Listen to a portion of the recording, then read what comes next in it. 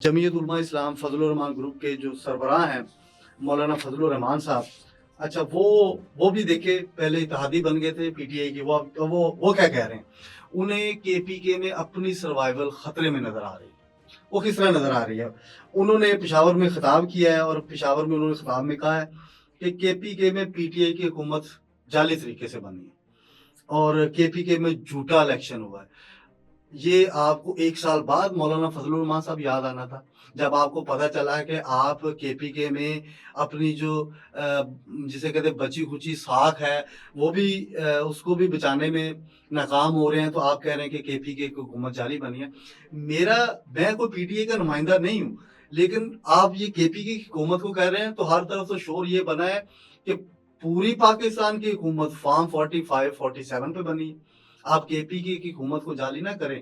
पाकिस्तान की पूरी अगर कैनवस देखें तो उसके अंदर यही नज़र आता है। जो भी उठाएँगे ना उसके अंदर जो पर्ची भी उठाएँगे तो फॉर्म 45, फॉर्म 47 वो हर एक के नीचे जो है एक बूटा लगा होगा और उस बूटे के ऊपर जितनी वो कॉम्प्ले और साइड पे जितनी ब्रांचेज़ उसके नीचे आएँगी, उसपे आपको पर्चियाँ फॉर्म 45 और 47 की मिलेंगी भाई।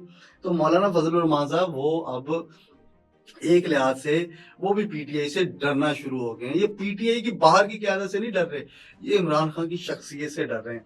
उसकी वजह ये है कि मैंने आपको पहले भी व्लॉग में बताया था कि अगर मुल्क के अंदर सियासी जमातों ने अपनी सियासी साख को बचाना है, तो इमरान खान को बाहर लाना पड़ेगा। ये मुल्क के लिए बहुत ज़रूरी है। बाकी पीएमएलएन तक़सीम में है, अगर जेयूआई तक़सीम में आ गई है, तो देखा जाए तो पीपल्स पार्टी ही सुकून से मज़े में बैठ के वो अपना काम कर रही है और बाहर बैठ के वो तमाशा देख रही है। वो देखना चाहती है कि ये लोग किस हद तक दौड़ते हैं। बाकी आगे देखेंगे कि पीपल्स पार्टी भी किसके साथ अपना अलायंस करती है। दूसरी मैंने बात करनी है कि इसी की हसीना वाजिद से मुतल्लिक़ मैंने बात करनी है। मौलाना फज़लुर रहमान साहब, उन्होंने पाकिस्तानी हुक्मरानों को बना दिया औरत और उन्होंने कहा है कि जो इस वक़्त हुक्मरान हुकूमत कर रहे हैं, उनका अंजाम भी हसीना वाजिद जैसा होगा।